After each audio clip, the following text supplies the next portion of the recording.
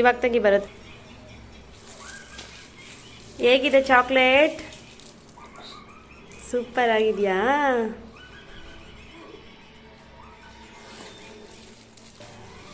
ಹೆಂಗಿದೆ? Hi friends, ಇದು actually chocolate ಅಲ್ಲ, ಡ್ರೈ ಫ್ರೂಟ್ಸ್ ಲಾಡು.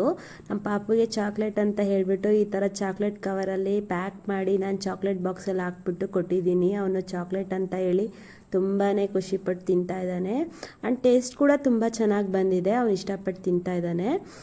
ನೋಡಿ, ನಾನು ಇದನ್ನು ಚಾಕ್ಲೇಟ್ ಕವರಲ್ಲಿ ಯಾವ ಥರ ಪ್ಯಾಕ್ ಮಾಡಿ ಚಾಕ್ಲೇಟ್ ಬಾಕ್ಸಲ್ಲಿ ಹಾಕ್ತಾಯಿದ್ದೀನಿ. ಈ ಥರ ಎಲ್ಲ ನೀಟಾಗಿ ಚಾಕ್ಲೇಟ್ ಬಾಕ್ಸಲ್ಲಿ ಹಾಕಿ ಎತ್ತಿಡ್ತಾ ಇದ್ದೀನಿ.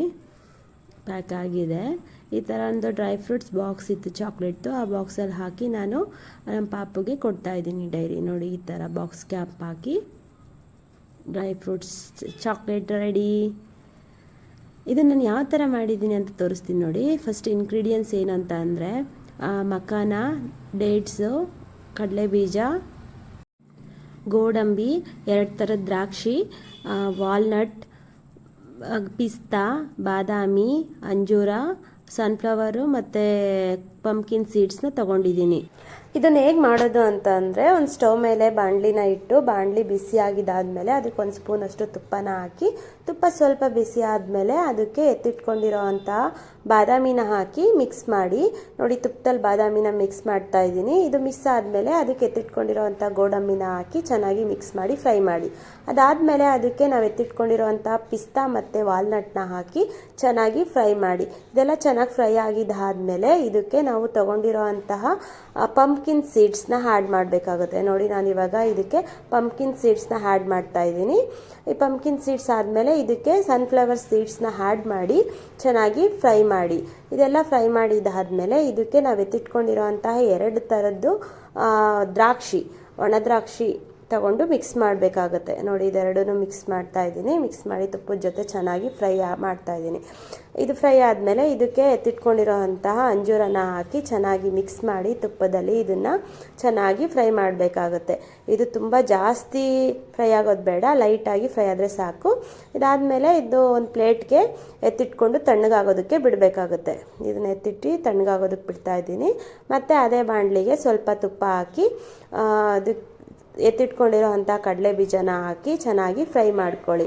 ನೋಡಿ, ಕಡಲೆ ಬೀಜ ನೀಟಾಗಿ ತುಪ್ಪದಲ್ಲಿ ಫ್ರೈ ಆಗ್ತಾ ಇದೆ. ಇದೆಲ್ಲ ಚೆನ್ನಾಗಿ ಫ್ರೈ ಆಗಿದ್ದಾದಮೇಲೆ ಇದನ್ನು ಕೂಡ ನಾವು ತಣ್ಣಗಾಗೋದಕ್ಕೆ ಎತ್ತಿಡಬೇಕಾಗುತ್ತೆ. ನೋಡಿ, ಇದು ಫ್ರೈ ಆಗಿದೆ. ಇದನ್ನು ನಾನು ಡ್ರೈ ಫ್ರೂಟ್ಸ್ ಜೊತೆಗೆ ಹಾಕ್ತಾ ಇದ್ದೀನಿ. ಇದನ್ನು ತಣ್ಣಗಾಗೋದಕ್ಕೆ ಬಿಡ್ತಾ ಇದ್ದೀನಿ. ಇದಾದಮೇಲೆ ಅದೇ ಬಾಣಲಿಗೆ ನಾವು ತಗೊಂಡಿರೋ ಅಂಥ ಮಖಾನನ ಹಾಕಿ ಚೆನ್ನಾಗಿ ಫ್ರೈ ಮಾಡಿ. ಈ ಮಖಾನ ಎಲ್ಲ ಫ್ರೈ ಆಗಿದ್ದಾದಮೇಲೆ ಇದನ್ನು ಕೂಡ ತಣ್ಣಗಾಗೋದಕ್ಕೆ ಎತ್ತಿಡಬೇಕಾಗುತ್ತೆ. ನೋಡಿ, ಫ್ರೈ ಆಗ್ತಾ ಇದೆ ಮಖಾನ. ಇದೆಲ್ಲ ಫ್ರೈ ಆಗಿದೆ. ಇದನ್ನು ಕೂಡ ನಾನು ಡ್ರೈ ಫ್ರೂಟ್ಸ್ ಜೊತೆಗೆ ಹಾಕಿ ತಣ್ಣಗಾಗೋದಕ್ಕೆ ಬಿಡ್ತಾ ಇದ್ದೀನಿ. ಇದೆಲ್ಲ ಅದನ್ನು ಎತ್ತಿ ಒಂದು 10 ನಿಮಿಷ ತಣ್ಣಗಾಗೋದಕ್ಕೆ ಬಿಡಬೇಕು.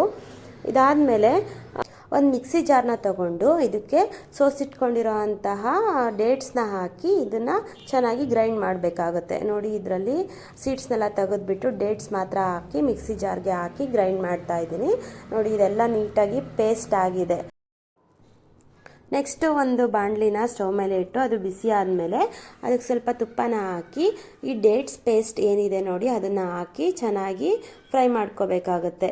ಈ ಡೇಟ್ಸು ತುಂಬ ಸಾಫ್ಟ್ ಆಗೋ ತನಕ ತುಪ್ಪದಲ್ಲಿ ಈ ಥರ ಸಾಫ್ಟ್ ಆಗೋವರೆಗೂ ಇದನ್ನು ಫ್ರೈ ಮಾಡ್ಕೊಳ್ಳಿ. ನೋಡಿ, ಇದು ತುಪ್ಪದಲ್ಲಿ ಈ ಥರ ಸ್ಪೂನಲ್ಲಿ ಆಡಿಸ್ಕೊಂಡು ಚೆನ್ನಾಗಿ ಪೇಸ್ಟ್ ಸಾಫ್ಟ್ ಬರೋವರೆಗೂ ಚೆನ್ನಾಗಿ ಇದನ್ನು ಈ ಥರ ಕೈ ಆಡಿಸ್ಬೇಕಾಗುತ್ತೆ.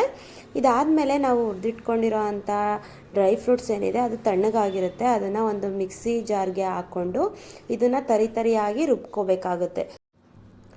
ನೋಡಿ, ಎಲ್ಲ ಡ್ರೈ ಫ್ರೂಟ್ಸ್ನು ಹಾಕಿ ಇದನ್ನು ತರಿಯಾಗಿ ರುಬ್ಬಿದ್ದೀನಿ.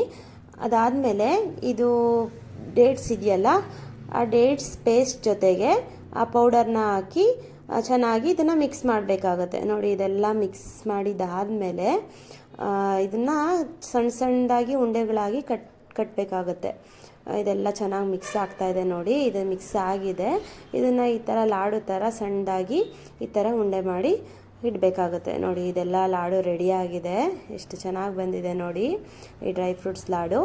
ಇದು ಸಣ್ಣ ಮಕ್ಕಳಿಂದ ಹಿಡಿದು ದೊಡ್ಡವ್ರವರೆಗೂ ಯಾರು ಬೇಕಾದರೂ ತಿನ್ಬೋದು, ತುಂಬಾ ಆರೋಗ್ಯಕ್ಕೆ ಒಳ್ಳೆಯದು. ಇದು ನಾವು ಒಂದು ಸಲ ಮಾಡಿಟ್ಕೊಂಡು ಒಂದು ವಾರದವರೆಗೂ ಆರಾಮಾಗಿ ತಿನ್ಬೋದು. ನೋಡಿ ನಿಮಗೂ ಏನಾದರೂ ಈ ಡ್ರೈ ಫ್ರೂಟ್ಸ್ ಲಾಡು ಇಷ್ಟ ಆಗಿದರೆ ನೀವು ಒಂದು ಸಲ ಮನೇಲಿ ಟ್ರೈ ಮಾಡಿ ತಿನ್ನಿ, ತುಂಬ ಆರೋಗ್ಯಕ್ಕೆ ಒಳ್ಳೆಯದು. ನಿಮಗೆ ಈ ಡ್ರೈ ಫ್ರೂಟ್ಸ್ ಲಾಡ್ ರೆಸಿಪಿ ಏನು ಅನ್ನಿಸ್ತು ಅಂತ ಕಮೆಂಟ್ ಮಾಡಿ, ಇಷ್ಟ ಆದರೆ ಲೈಕ್ ಮಾಡಿ, ಶೇರ್ ಮಾಡಿ. Thank you for watching.